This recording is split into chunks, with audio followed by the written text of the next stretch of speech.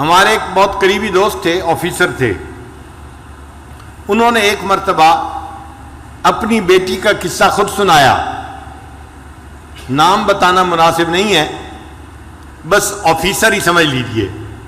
وہ مجھے کہنے لگے اللہ نے مجھے اتنی خوبصورت بیٹی دی، اتنی خوبصورت بیٹی دی کہ لاکھوں میں نہیں کروڑوں میں اتنی خوبصورت بچی کوئی نہیں ہوگی، کروڑوں میں۔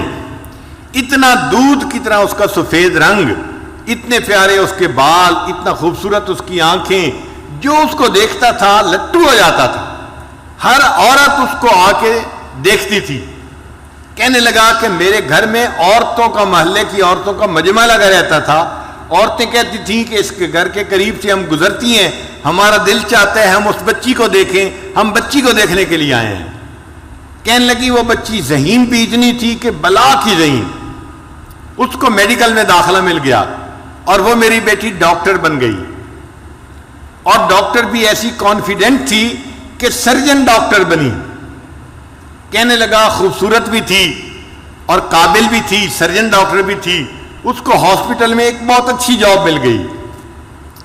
اب جب اس کی عمر 28 سال ہوئی تو میں نے اس کے لیے رشتے ڈھونڈنے شروع کیے۔ کہنے لگے رشتے کا نام لینا تھا کہ رشتوں کی تو بھرمار لگ گئی، ہمارے پاس اس بچی کے لیے 100 رشتے تقریباً آئے۔ اب ہم میاں بیوی پریشان تھے، کس کو ہاں کرے اور کس کو نہ کرے۔ یہ وزیر کا بیٹا ہے، یہ امیر کا بیٹا ہے، یہ فیکٹری والے کا بیٹا ہے، یہ بزنس مین کا بیٹا ہے، اور بڑے بڑے نامی گرامی خاندانوں کے رشتے بیٹی کے لیے۔ ہم چاہتے تھے کہ کوئی رشتہ فائنل کر دیں، مگر میری بیٹی کے اندر عجب اور تکبر بہت تھا، جو رشتہ آتا وہ کوئی نہ کوئی اس کے اندر عیب نکال دیتی۔ یہ لڑکا تو دیہاتی نظر آتا ہے، میں اس سے شادی نہیں کروں گی۔ اور کئی مرتبہ کہتی لڑکا تو ٹھیک ہے، ڈاکٹر ہے، مگر اس لڑکے کی ماں دیہاتی ہے، میرا گزارا نہیں ہوگا۔ لڑکے کی ماں دیہاتی ہے، اس پہ رشتہ نہ کر دیتی۔ کہنے لگے کہ 2-4 سال تو اسی طرح گزر گئے، روز کا کام تھا، رشتے آتے اور بچی نہ کر دیتی، اور ہمیں رشتے پسند بھی آتے کہ لڑکا سمجھدار ہوتا، تعلیم یافتہ ہوتا، اور اچھا اس کا کام کاروبار ہوتا، مال پیسے والا ہوتا، سارے وسائل اس کے پاس ہوتے، مگر بچی کا دل مطمئن ہی نہیں ہوتا تھا۔ اور جب ہم اسے کہتے کہ بیٹی رشتہ تو اچھا ہے، تو بیٹی آگے سے جواب دیتی ان رشتوں کا کیا، یہ تو سینکڑوں رشتے جو ہے آ سکتے ہیں، ان کا کیا ہے۔ کہنے لگے کہ 3-4 سال کے بعد اس کی عمر 34 سال ہو گئی، اب رشتے آنے ذرا کم ہو گئے، مگر بچی کو پھر بھی یقین تھا کہ میرے لیے ضرور اچھا رشتہ آئے گا۔ رشتے والوں کو آخر کیا چاہیے جو میرے پاس نہیں ہے؟ اس کو ناز تھا اپنے حسن پہ، اپنی تعلیم پہ، اپنی سمجھداری پہ۔ کہنے لگا کہ پھر اس کے تکبر کی وجہ سے ایک عذاب آیا۔ باپ اپنی بیٹی کا واقعہ خود سنا رہا ہے، کہتے کہ میری بیٹی کے اوپر عذاب آیا، اس نے کسی مریض کی سرجری کی، اور سرجری کرنے کی وجہ سے اس کو کوئی ایسا انفیکشن ہوا کہ میری بیٹی کے ہاتھوں کی جو جلد تھی وہ ساری کی ساری ایسے ہو گئی جیسے مردہ ہوتی ہے، کسی بوڑھے کی ہوتی ہے۔ اب بچی خوبصورت ہے، نوجوان ہے، مگر دونوں ہاتھوں کی جلد جو ہے وہ ایسے ہے جیسے کوئی 90 سال کا بوڑھا ہوتا ہے، ہاتھ بدنما بن گئے۔ اب وہ اپنے ہاتھوں کو ظاہر بھی نہیں کرتی تھی۔ اب رشتہ دیکھنے والے آتے تو وہ ان کے سامنے آتی تو اپنے ہاتھوں کو اپنے دوپٹے میں چھپاتی تھی، تو لوگ بھی پریشان ہوتے کہ یہ ہاتھ کیوں نہیں دکھا رہی، اور جس کی نظر پڑ جاتی تھی ہاتھوں پہ وہ رشتہ جو ہے ریجیکٹ کر کے چلے جاتے تھے۔ اب جب رشتے ریجیکٹ ہونے لگے تو میری بیٹی کو فکر لاحق ہوئی، کہنے لگا کہ پھر پریشان ہوئی، مجھے کہتی ابو آپ کوئی رشتہ سلیکٹ کر لیں، اب میری عمر 36 سال ہو گئی ہے، لیکن جس سے رشتہ کرنے کی ہم کوشش کرتے وہ ویسے لڑکی کو دیکھتے تو پسند کرتے تھے، جب اس کے دونوں ہاتھوں کو دیکھتے تھے تو ریجیکٹ کر دیتے تھے۔ ساس نہیں مانتی تھی، نند نہیں مانتی تھی، لڑکا نہیں مانتا تھا، ہم ایسی لڑکی سے شادی نہیں کر سکتے، ہو سکتا ہے بیماری بڑھ جائے اور پورے جسم کی جلد ایسی بن جائے، ہم اس لڑکی کے ساتھ کیسے گزارا کریں گے۔ کہنے لگے کہ پھر ایسا وقت آیا کہ رشتے آنے ہی بند ہو گئے۔ کہتے ہیں کہ میں باپ ہوں، اپنی بیٹی کی بات بتا رہا ہوں، ایک ایسا وقت آیا وہ میری بیٹی جو نماز نہیں پڑھتی تھی وہ رات کو تہجد پڑھتی تھی، اور اس کے آنسوؤں سے مسلح تر ہو جاتا تھا. وہ اللہ سے اپنے لیے بہتر رشتہ مانگتی تھی اور رشتہ نہیں ملتا تھا. میں نے اپنی بیٹی کو جو ذلیل ہوتے دیکھا تو میں باپ ہو کے بتا رہا ہوں کہ واقعی انسان گناہ کرتا ہے، اس کی سزا آخرت میں تو اس کو ملے گی ہی صحیح، اللہ تعالیٰ دنیا میں بھی اس کی سزا بندے کو دے دیتے ہیں. ایسا اس کا تکبر ٹوٹا کہ ایک دن مجھے کہنے لگی ابو آپ کسی ریڑھی والی سے ہی میری شادی کر دیں، اب تو میری عمر 40 کے قریب ہونے لگ گئی ہے. اب وہ ڈاکٹر جس کو اپنے حسن پہ ناز تھا، جو سمجھتی تھی میں حور پری ہوں اور کروڑوں میں میری جیسی کوئی خوبصورت نہیں، وہ بچی اپنے باپ کو کہہ رہی ہے بھلے کسی ریڑھی والی سے ہی اب میری شادی کر دیں، میری عمر 40 سال ہونے کو ہے.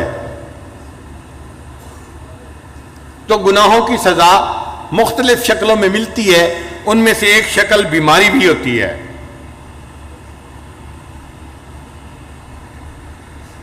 اور ایک شکل ہوتی ہے کہ انسان کو اللہ تعالیٰ لوگوں میں بے عزت کر دیتے ہیں.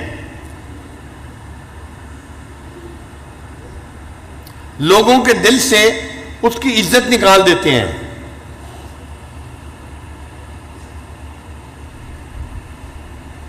وَمَن يُهِنِ اللَّهُ فَمَا لَهُ مِن مُكْرِمٍ، اور جسے اللہ ذلیل کرنے پہ آتے ہیں اسے عزت دینے والا کوئی نہیں ہوتا. ایک آفیسر تھا 21 گریڈ کا.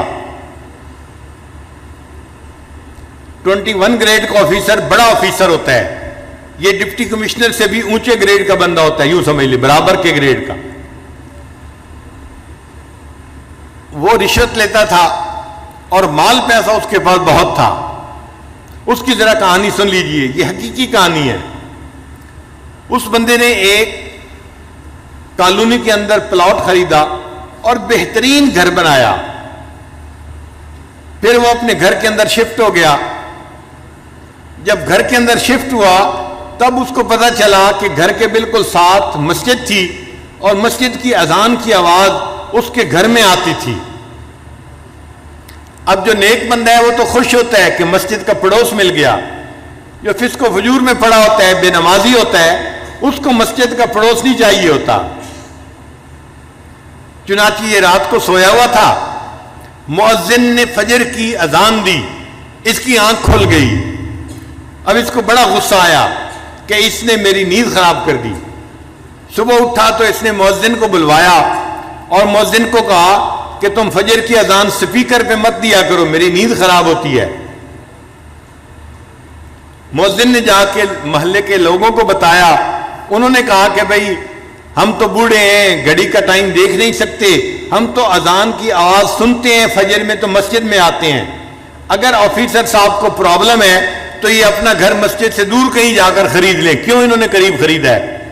یہ جگہ بدلے، مسجد تو نہیں بدل سکتی. تم اذان کی آواز دو سپیکر پہ. تو مؤذن نے اگلے دن پھر سپیکر پہ اذان دے دی. اب اس بندے کی جب پھر نیند خراب ہوئی، اس کو بڑا غصہ. میں نے مؤذن کو بلا کے کہا بھی تھا اذان کی آواز نہ دینا فجر کے وقت میں سپیکر پہ. اس نے میری بات نہیں مانی. اس نے دن میں اس مؤذن کو بلایا اور اس کو پھر اس نے ایک تھپڑ لگایا. میں نے تجھے نہیں کہا تھا؟ تجھے میری بات سمجھ نہیں آئی تھی؟ میں فارسی بول رہا تھا، تو کیوں نہیں سمجھا؟ کیوں تو نے اذان دی؟ اب مؤذن کو جو تھپڑ پڑا وہ بیچارہ تو صبر کر گیا، مگر اللہ کا نظام حرکت میں آ گیا. اب اس آفیسر کے اوپر پکڑ آئی، اور وہ پکڑ کیسی تھی کہ اس کے دونوں بازوؤں کے اوپر فالج کا اٹیک ہو گیا اور دونوں بازو اس کے یوں سینے کے اوپر لگ گئے. اب بازو لمبے بھی نہیں کر سکتا اور بازو یہاں پر ہیں اور وہ کام بھی نہیں کر سکتا. جب کام نہیں کر سکتا تو دفتر والوں نے اس کی نوکری سے چھٹی کروا دی. وہ جو رشوت کا پیسہ آ رہا تھا، ایک پائپ لائن لگی ہوئی تھی پیسے کی، وہ سب ختم ہو گئی. اب یہ گھر میں پڑ گیا. بیوی خدمت کرنے لگی مگر مزاج افسرانہ تھا، شاہانہ تھا. بیوی کھانا لاتی، اس میں عیب نکالتا، گرم نہیں، نمک ایسے نہیں، فلاں ایسے نہیں، ہر چیز میں عیب. اب بیوی بھی تنگ آ گئی کہ میں سارا دن خدمت بھی کرتی ہوں اور چھوٹی چھوٹی باتوں پہ یہ اتنا غصہ بھی کرتے ہیں اور بچوں کے سامنے مجھے ڈانٹتے ہیں. ذرا ذرا سی بات پہ یہ بیوی کو گالیاں دینے لگ جاتے. 1 سال بیوی نے گزارا کیا. پھر ایک دن بیوی نے کہا کہ دیکھیں میں نے 1 سال آپ کی بیماری میں آپ کی دن رات خدمت کی ہے. میں انسان ہوں, میں تھکی ہوئی ہوتی تھی, آپ کی خدمت کو ترجیح دیتی تھی, آپ نے میری خدمت کی قدر نہیں کی, آپ نے بچوں کے سامنے مجھے گالیاں دیں. میں خاندانی لڑکی ہوں, میں اتنی گری پڑی لڑکی نہیں کہ آپ مجھے بات بات پہ گالیاں دیں. میں اپنے بچوں کو لے کے جا رہی ہوں, آپ جانے, آپ کا کام جانے. تو ماں نے اپنے بچوں کو لیا اور اپنے ماں باپ کے گھر چلی گئی. اب یہ اکیلا پڑا ہوا ہے, گھر میں کوئی کھانا پوچھنے والا نہیں, دینے والا نہیں. ہمسائے میں بھائی رہتا تھا, بھائی کو پتا چلا تو بھائی اس کو گھر لے کے گیا اور اس نے اپنے بھائی کو کہا کہ دیکھو اب تم میرے چھوٹے بھائی ہو, میں نے ساری عمر تمہارے ساتھ اتنا احسان کیا ہے, تم میری خدمت کرو, میں تمہارے باپ کی جگہ ہوں. تو بھائی گھر لے کے چلا گیا. اس نے اپنے بیوی بچوں کو کہا کہ میرے بھائی کی خدمت کرو, یہ بیمار ہے. مگر جو مزاج بگڑا ہوا ہوتا ہے وہ تو ہر جگہ بگڑا ہوا ہوتا ہے. اب بھائی کے گھر میں بھی اس کا حال یہی کہ بھابھی چائے لے کے آئی, یہ تو گرم نہیں ہے, اور تمہیں تو سلیقہ نہیں ہے, تمہیں تو فلاں نہیں ہے. تو بھابھی اس کی باتیں کیسے برداشت کرتی. اس نے چند دن دیکھا, چند دن کے بعد اس نے اپنے خاوند کو کہا یا تو تم بھائی کو گھر پہ رکھ لو یا پھر مجھے گھر پہ رکھو, ورنہ میں گھر سے جا رہی ہوں. اب بھائی کو اپنا گھر بھی ٹوٹتا نظر آیا.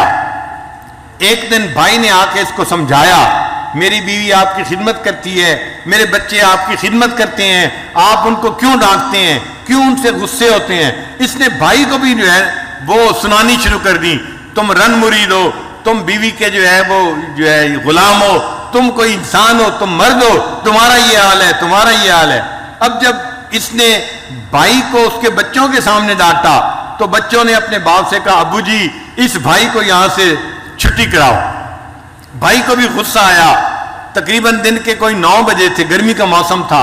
اس نے اپنے بچوں کے ساتھ اس کی چارپائی کو اٹھایا اور اٹھا کے اس کو باہر جا کر گلی کے اندر رکھ دیا. سڑک تھی دروازے کے اوپر.